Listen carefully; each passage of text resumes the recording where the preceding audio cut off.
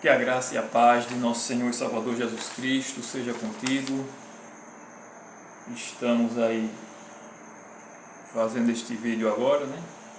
Deixa eu só ajeitar aqui, certo? Uma mensagem aos pais, né? Necessariamente ou especificamente aos pais homens, né? Não é o plural de pai e mãe, pais homens, né? Nós temos uma mensagem de Deus aqui para você neste momento e gostaria que você compartilhasse, né, com todos os pais aí que você conhece, certo? Família, né? Você provavelmente já ouviu falar nessa frase, né? Família, projeto de Deus, né? Agora, por que, né, a família é um projeto de Deus? O que Deus quer quando Ele estabeleceu a família? A família e o sábado, aliás, né, eles foram duas instituições que Deus instituiu, certo, na fundação do mundo, na semana da criação. E são duas instituições, né, que antes do pecado, né, interessante dizer isso, né, antes do pecado, né, foi instituído o sábado e o casamento. Casamento monogâmico, ou seja, entre um homem e uma mulher apenas. Não é entre um homem e mais de uma mulher, não é entre uma mulher e mais de um homem, né? E nem muito menos de um homem e outro homem, né? Mulher e outra mulher, de maneira nenhuma, né? Como Jesus disse certa vez, quando ele estava debatendo com os fariseus acerca do divórcio, ele disse: no princípio criou Deus homem e mulher, e não separe o homem aquilo que Deus juntou.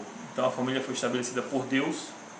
O padrão que temos de família é de homem, marido e mulher, né? Embora com a entrada do pecado no mundo, isso foi realmente sendo, as famílias foram sendo realmente, digamos assim, desfeitas, né? Muitas mães solteiras, né? Mas isso é realmente depois da entrada do pecado, né? O plano perfeito de Deus não foi esse, né? Deus estabeleceu homem e mulher, né? O homem como provedor do lar e etc. Deus disse, né, a Abraão também, né, ser tu uma bênção. O propósito de Deus ter estabelecido a família, um dos propósitos, né, para analisar um pouco aqui hoje, mais falando na questão do pai, né, mas só para dar essa introdução, era que a família fosse uma bênção para a sociedade, especialmente a família cristã. É importante dizer também que os homossexuais, as pessoas que se relacionam com outras pessoas do mesmo sexo, elas merecem o nosso respeito, como qualquer outra classe de pessoas, né? Devemos amá-las também, né? Porém, elas são pecadoras, né? Deus abomina a prática da homossexualidade, assim também como Deus condena o adultério, o sexo fora do casamento, que Deus instituiu entre homem e uma mulher, ou seja, ter relação sexual antes do casamento, ter relação sexual com adultério, né, prostituição e etc. É pecado, é condenado na palavra de Deus, né? Nós estamos aqui realmente para falar a verdade.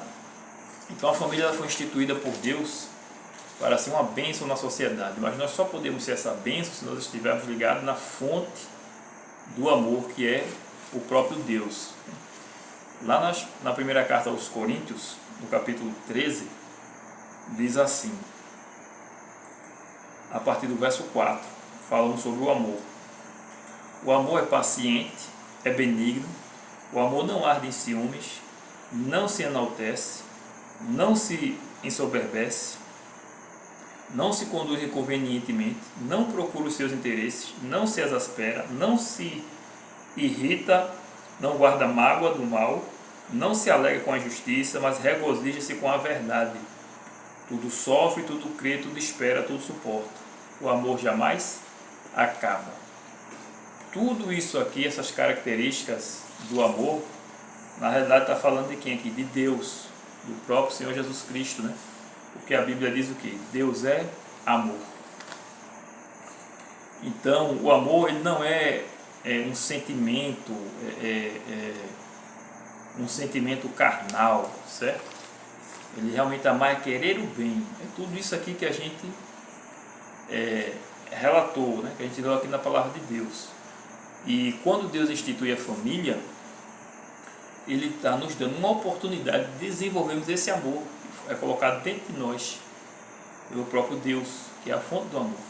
Então é na família que nós aprendemos a amar, a respeitar as diferenças, né, a servir um ao outro, amar de forma incondicional, servir um ao outro, sem esperar nada em troca, né? E nós aprendemos também as coisas simples da vida, a questão do companheirismo, aprendemos que as pessoas são mais importantes do que as coisas, né? Tudo isso é o propósito de Deus a instituir uma família, né? E não adianta de nada, né? Muitas pessoas elas correm atrás, né? de muita coisa, né? em busca de dar o bom e do melhor para a família, mas se o Senhor não edificar a casa, como diz Salmo 127, em vão trabalha aqueles que a edificam, né? Então você tem que colocar Deus no centro, né? Como o cabeça realmente da família. O lar, né? Ele deve ser também o quê? Um pedacinho do céu, um lugar de refúgio, onde as pessoas se sintam bem-estar, né? E não um lugar conturbado, cheio de briga, cheio de reclamação, que o marido chega em casa, não tem prazer em estar em casa, por isso que vai fazer o happy hour na rua, né? Ou não é cristão. Os jovens também não tem prazer em estar em casa, porque é muita pressão dentro de casa. Então a família tem que ser um pedacinho do céu, né? Falando especialmente dos pais, né? Deus deu honras e privilégios, né? ao homem, né? Primeiramente ele deu o quê? Uma esposa. Ele disse lá no Éden, né? Ao criar o homem, né? Não é bom que o homem esteja só. É importante dizer também que, embora esse texto, essa frase, não é bom que o homem esteja só, seja no contexto do casamento, é importante dizer que isso se dá também com todas as áreas de relacionamento da nossa vida, porque o ser humano, Deus, ele é um Deus relacional, ele é um Deus que se relaciona com suas criaturas. E o ser humano foi feito também para se relacionar, e não para viver de forma isolada, certo? Então, se você não é casado ainda, não fique se martirizando por conta disso. Inclusive, muitos homens e mulheres de Deus não foram, né, casados, outros foram viúvos logo cedo, né, como o caso de Ana, que aparece lá em Lucas, no capítulo 2, né, e viveram felizes. Por quê? Porque Deus, ele supre toda e qualquer carência afetiva que você possa ter. E tem pessoas realmente que vão viver solteira, mas elas não podem deixar de se relacionar, né? Paulo, ele viveu solteiro e nem por isso ele foi uma pessoa infeliz, né? Muitas vezes a gente pensa que a felicidade está no casamento, né? E quando a gente se casa, na realidade nós nos casamos para fazer o outro feliz, porque a Bíblia fala que o homem e a mulher se tornam numa só carne, e o amor, ele deve aumentar. É algo realmente assim fantástico, né? O plano de Deus para o casal ele vai ali se descobrir. A questão do relacionamento é tão interessante que na Bíblia, quando fala que Adão teve relação com Eva, né? Ele fala em outras versões mais antigas que Adão conheceu a Eva, ou seja, a mulher e o homem se dão um ao outro, relacionamento sexual. Isso deveria o quê? Aumentar a intimidade do casal, aumentar o amor um pelo outro, mas muitas vezes diminui. E o casal, em vez de praticar mais vezes, termina esfriando. Normalmente por conta da mulher, que não procura, e quando o marido procura, inventa desculpa para não fazer. Mas isso aqui é um outro assunto, né? Então Deus estabeleceu, certo? Deu privilégio ao homem, deu uma esposa ao homem, certo? E ele deve o quê? Ele deve amar a sua família, amar a sua esposa, amar seus filhos. Ele deve prover o sustento da casa, né? Ele deve proteger, cuidar. Ele deve ser o melhor amigo de seus filhos, de sua esposa, um verdadeiro conselheiro, né? Uma pessoa que os filhos e a esposa têm prazer em desabafar com ele, porque ele vai dar conselhos sábios, né, aos seus filhos e à esposa. O pai, juntamente com a esposa, obviamente, ele deve punir os filhos, corrigir os filhos, né, quando necessário, né, castigá-los, né, porque isso faz parte da educação, certo? Agora é importante dizer que a questão do bater, isso é a última opção. Jamais o pai deve xingar um filho, desmerecer um filho, fazer qualquer comentário negativo, né? E nunca, aliás, nunca fazer nenhum comentário negativo, nunca xingar o seu filho, né? Que as palavras, elas ferem mais do que uma surra, por exemplo. As marcas do corpo saem, mas às vezes as marcas do coração ficam para sempre. E as pessoas de repente crescem perturbadas, e em algum momento da vida pode aflorar ali aquele sentimento negativo de palavras que ela ouviu dos pais quando era na infância ou na juventude. Então, nunca jamais deve xingar os filhos, né? E bater realmente é a última opção, certo?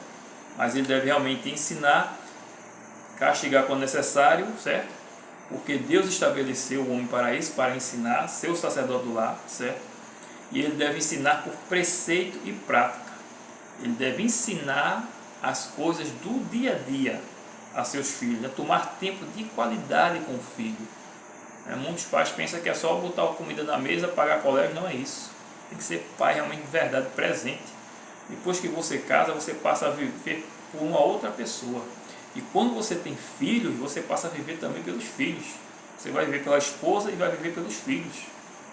Mas muitos homens aí casam e pensam que são solteiros ainda. Final de semana, em vez de estar com a esposa e os filhos, estão com os colegas, né? E acham que isso é normal. Mas não é. O pai, ele deve ter tempo de qualidade para com os filhos, né? Conhecer as suas lutas, conversar, saber quais são as suas perspectivas de vida.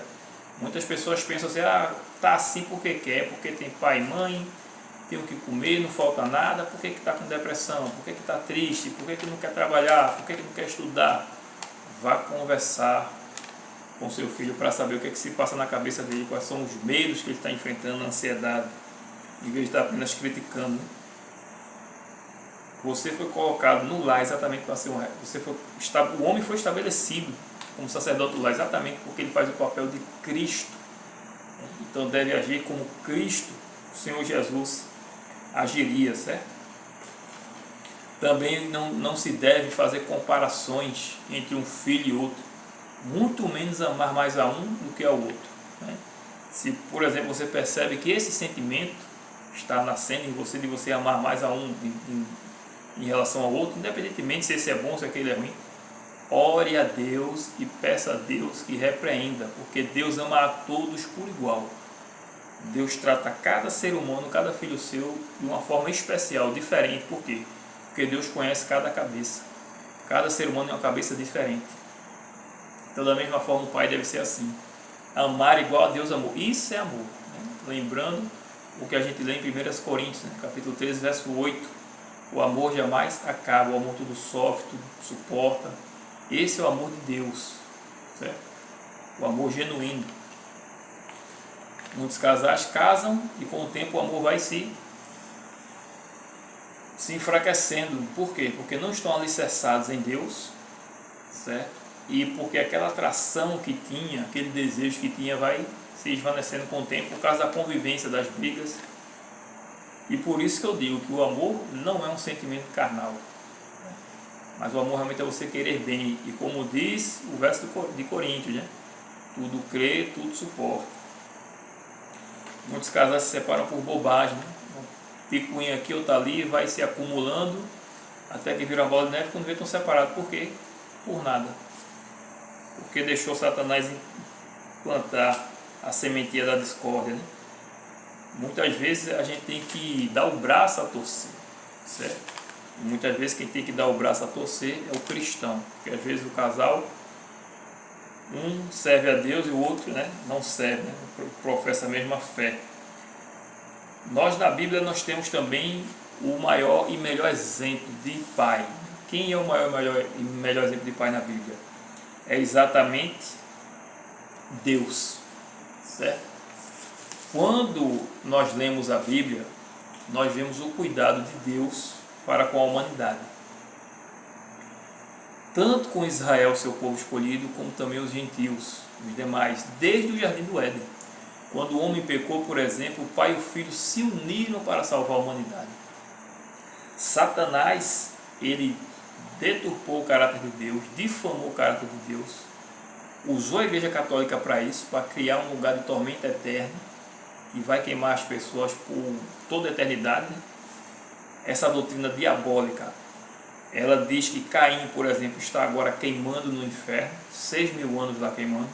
Isso não existe. Que Deus é esse de amor que criou o ser humano para queimar o ser humano eternamente? E pior ainda, além de ter nascido essa ideia, né, de uma igreja cristã, os pastores, né, que se dizem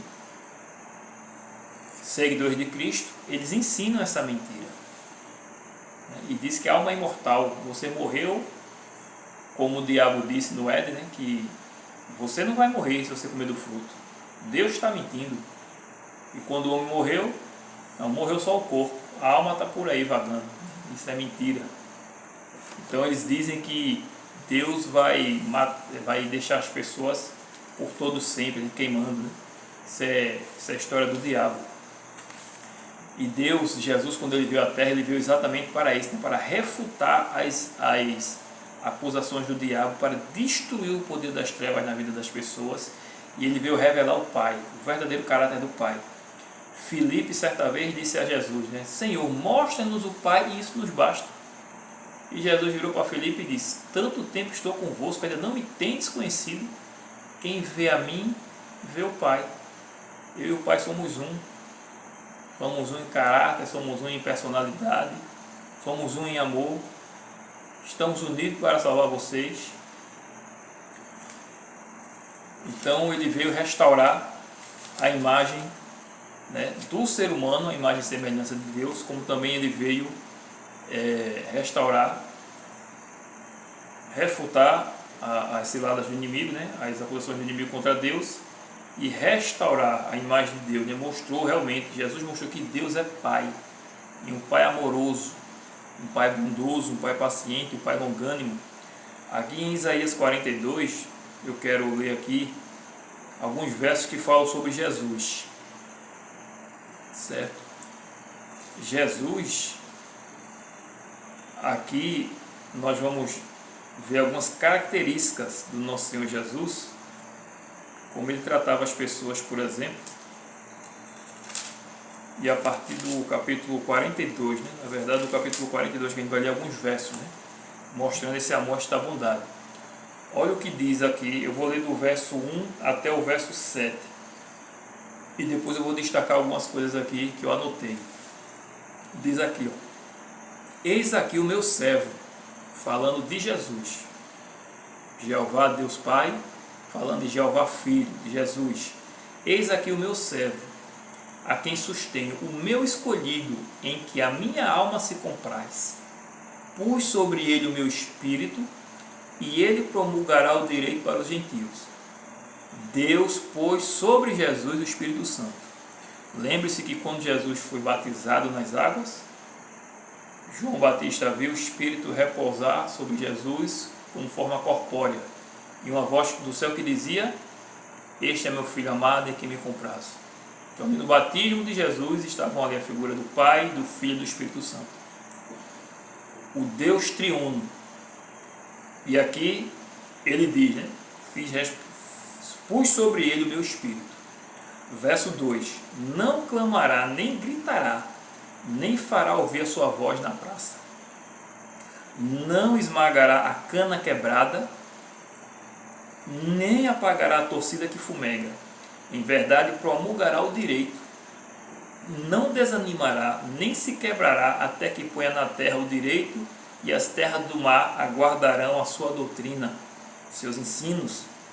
Assim diz Deus, o Senhor Jeová, que criou os céus e os estendeu, formou a terra e a tudo quanto produz, que dá fôlego de vida ao povo que nela está, e a respiração aos que andam nela.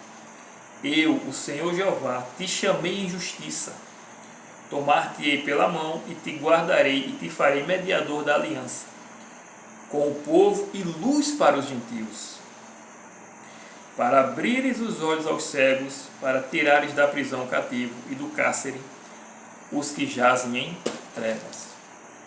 E aqui eu anotei algumas coisas sobre essa passagem de Jesus. Por exemplo, Jesus é o nosso modelo e exemplo. modelo de pai, de irmão, de filho. Jesus foi tudo, Jesus é tudo, certo?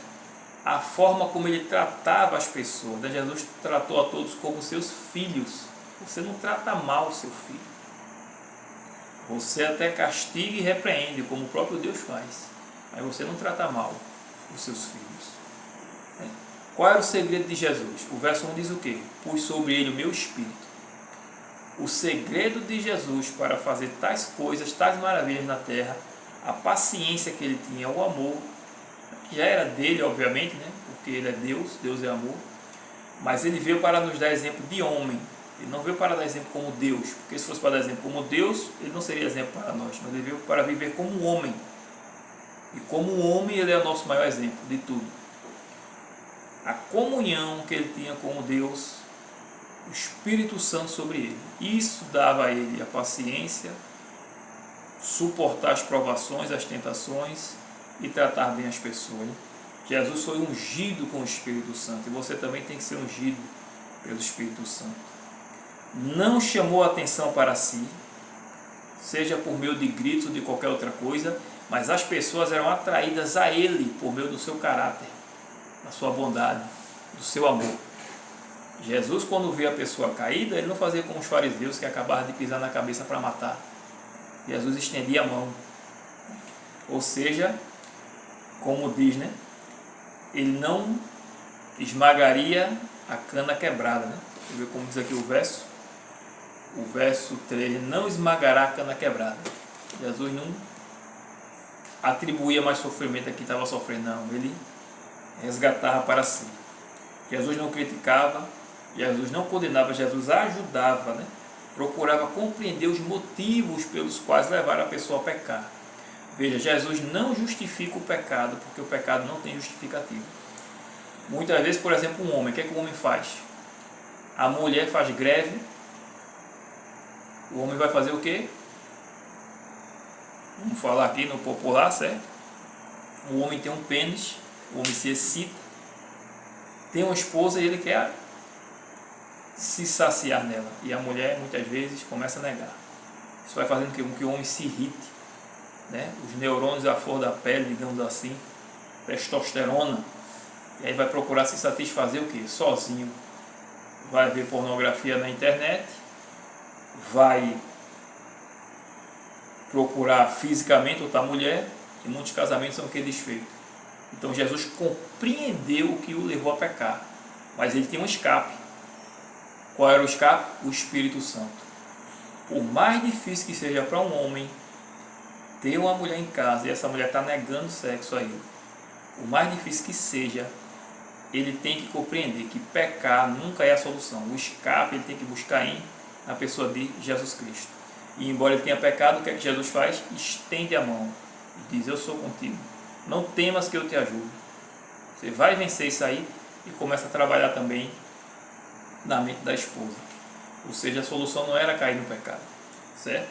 Jesus não falava palavras de desânimo, mas Jesus trazia o que? Esperança.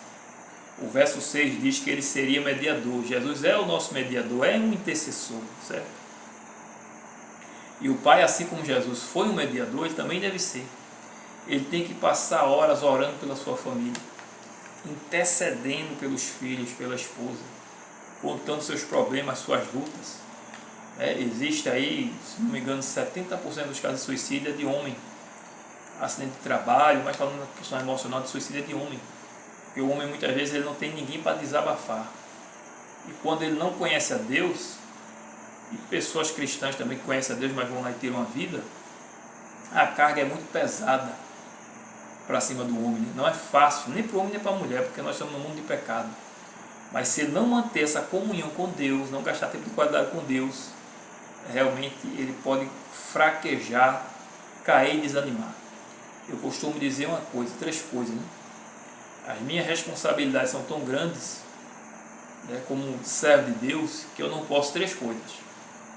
Por mais que eu esteja triste, desanimado, que as coisas não estão acontecendo na minha vida, e falar agora é fácil, mas quando a gente está passando, eu não posso cair na depressão. Porque se eu cair na depressão, quem é que vai prover na minha casa. Eu não posso, por exemplo, tirar a minha própria vida. Como é que vai ficar? Eu fui órfão, eu não tive pai. Como é que vai ficar as minhas filhas? Como é que vai ficar minha esposa? Como é que essas meninas vão crescer sem um pai? Então eu não posso fazer isso. E eu não posso sair dos caminhos do Senhor. Porque, lembrando do estudo da ação sabatina, né, quando o povo disse a Moisés que era melhor ter servido aos egípcios, porque os egípcios corriam atrás dele na abertura do Mar Vermelho, eles era melhor a gente ter ficado no Egito, servindo aos egípcios. Muita gente é assim. Está passando provação, porque a Bíblia diz que o diabo está irado com o povo de Deus, Apocalipse 12, verso 17. Então a solução que eles arrumam é: não, vou sair da igreja para Satanás me dar um tempo. Mas não é assim. Você não pode sair. Quando você sai da igreja, se afasta dos caminhos do Senhor, você está jogando lama no nome de Jesus. Você está mostrando aquelas pessoas que presenciaram o seu testemunho, o seu batismo, a sua conversão, e que a vida cristã não presta, que a vida cristã não serve.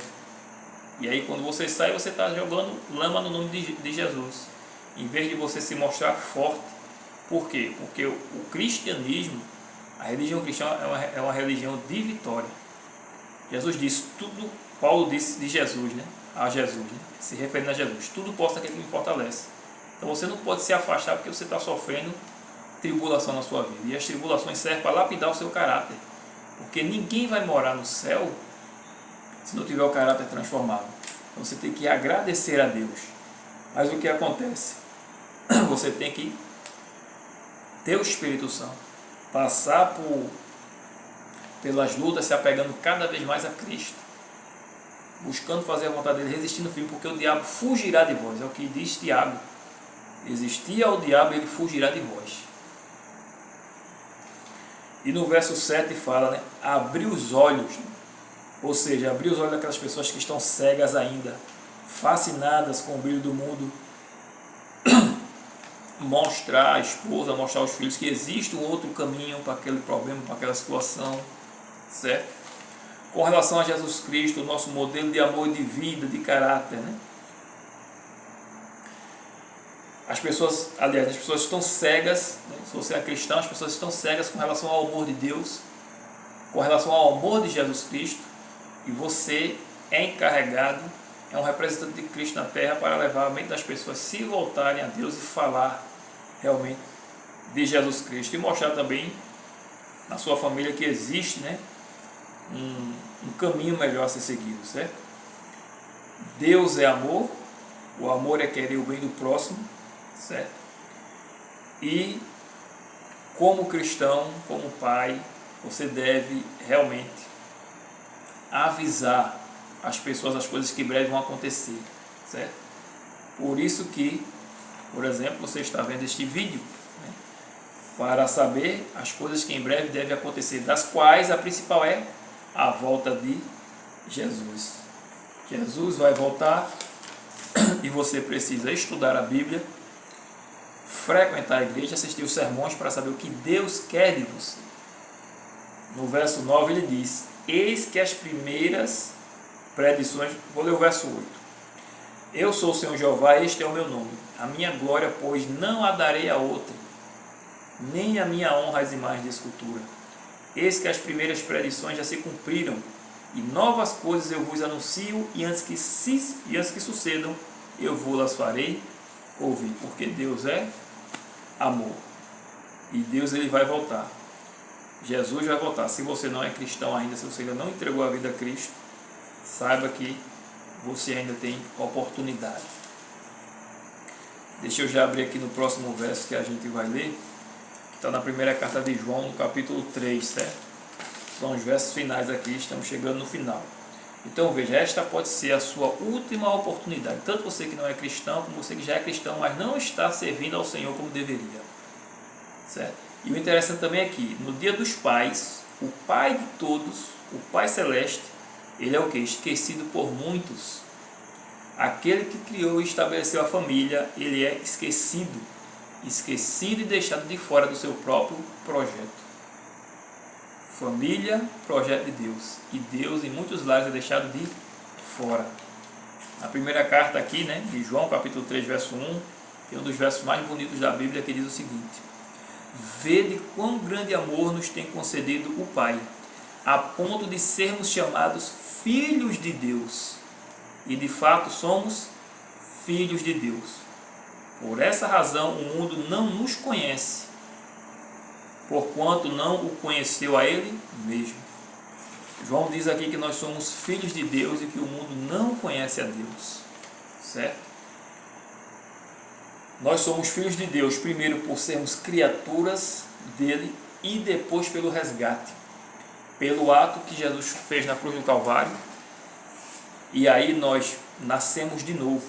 Jesus disse que a Nicodemos que é necessário nascer de novo, nascer da água e do Espírito. Nós fomos nascidos da carne e agora nós somos chamados para sermos adotados na família celestial, fazer parte juntamente com os anjos e os outros seres criados por Deus, de sermos filhos de Deus de fato. O mundo não conhece a Deus. Conhecer a Deus é ter relacionamento, intimidade com Deus. Assim como foi dito, né, que Adão, quando a Bíblia fala que Adão teve relação com Eva, diz que Adão conheceu a Eva. Ou seja, é uma questão realmente de intimidade, ter relacionamento com Deus. Esse relacionamento de pai e de filho. É isso que Deus quer conosco, com cada um de nós. É um relacionamento entre pai e filho. Jesus, quando a gente tem esse relacionamento de pai e filho, tem essa comunhão, o que é que ele faz? Ele vai derramar sobre nós o Espírito Santo, como ele disse àquela mulher no tanque, no poço de Jacó, que o Espírito Santo, a água que ele ia dar, ia ser fonte a jorrar para toda a vida, e nunca mais teria sede. Nunca mais você tem sede do mundo, das coisas do mundo, time de futebol, filme, novela. Aquele que o Espírito Santo habita e transforma. Você começa a excluir da sua vida aquilo que não agrada o Espírito Santo. É algo que vai se tornando natural. Você começa a gostar das coisas que Deus gosta, das coisas que são úteis para a sua vida, para lhe edificar. E você precisa realmente ter relacionamento. No capítulo 2 da mesma carta, falando ainda de conhecer a Deus, diz o seguinte, verso 13, só vou ler a primeira parte: Pai, eu vos escrevo porque conheceis aquele que existe desde o princípio. Ou seja, João está falando para a igreja dele, que ele pastoreava, pessoas convertidas, dizendo que eu vos escrevo porque vocês conhecem, deixa eu ver o texto aqui de novo, porque conheceis aquele que existe desde o princípio. Ou seja, falava com pessoas que tinham comunhão com Deus, tinham um relacionamento com Deus. A questão é, você conhece a Deus ou você só ouviu falar? Ou você lê a Bíblia apenas por ler? Você não para meditar naquilo que está escrito. Quando o Espírito Santo fala com você por meio daquele verso, você não para pensar naquilo ali, para meditar, para saber o que Deus quer de você. Você ora a Deus pedindo para iluminar sua mente, seus passos. Você ora a Deus pedindo a Deus, perguntando a Deus o que é que Ele quer de você. Você faz pausas durante a oração para tentar ouvir a voz de Deus. Lá em Mateus, isso é conhecer a Deus, né? Você conversar com Ele, ter comunhão. Lá em Mateus, no capítulo 7,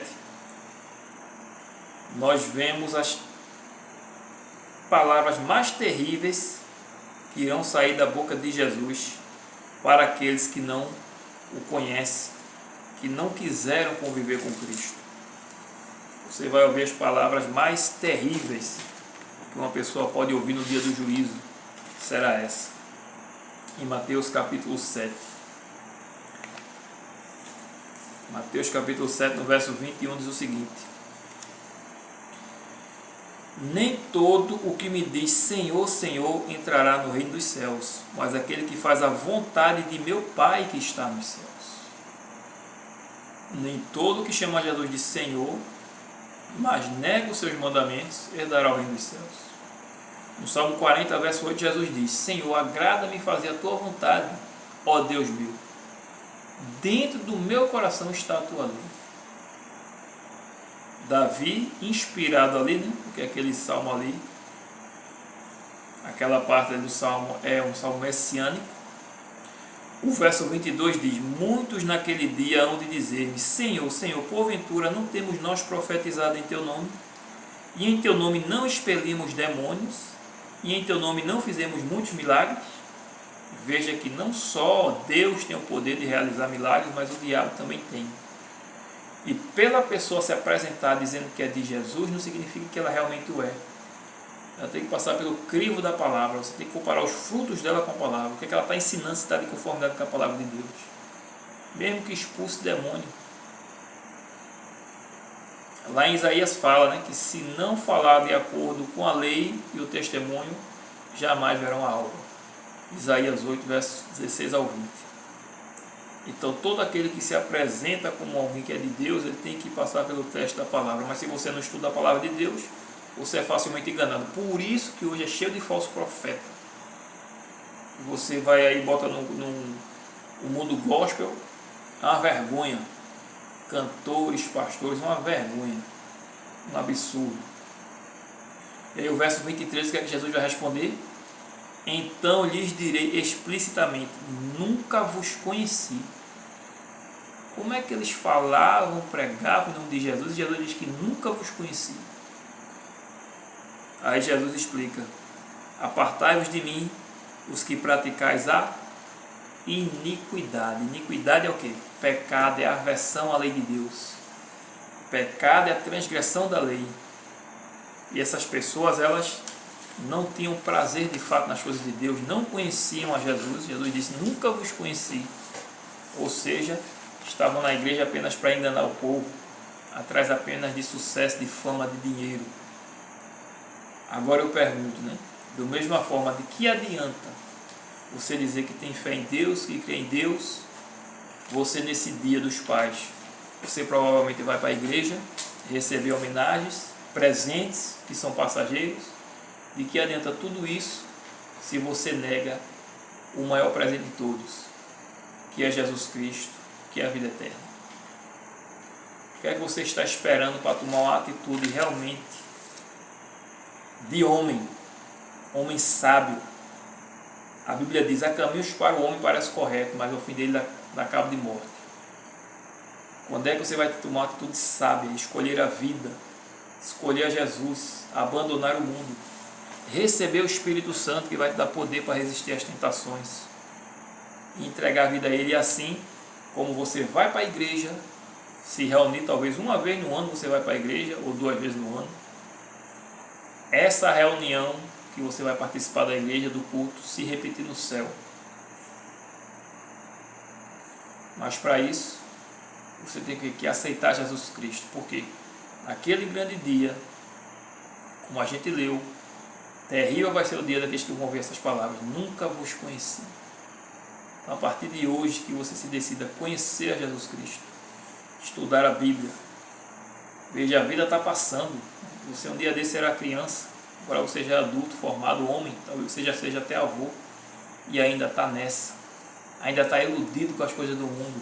Muitos que entregaram a vida a Jesus também ainda estão iludidos com as coisas do mundo, correndo atrás de coisa vã, assistindo bobagem, perdendo tempo. Ele está em oração, está passando 1h30 toda semana assistindo a partida de futebol. Pessoas que todas as noites prestam um verdadeiro culto à televisão. Tem que estar ali naquele programa, naquele canal, seja um jornal, seja uma novela, mas não tem tempo para Deus, não tem tempo para orar pela igreja, para orar por aqueles que estão em sofrimento, mas tem tempo para ver bobagem. Então não adianta receber homenagens nesta terra, receber presentes nesta terra e negar o maior presente de todos, que é a salvação, que é a vida eterna. Que Deus tenha misericórdia de nós, que Deus nos abençoe, que Deus nos mostre o caminho, que Deus nos mostre onde estamos falhando como criaturas e que possamos realmente entregarmos a vida a Ele inteiramente a Deus. Que Deus te abençoe em nome de Jesus. E se você gostou do vídeo, como é de praxe, curta e compartilhe, principalmente neste dia de hoje especial. aos pais. Deus te abençoe em nome de Jesus. Amém.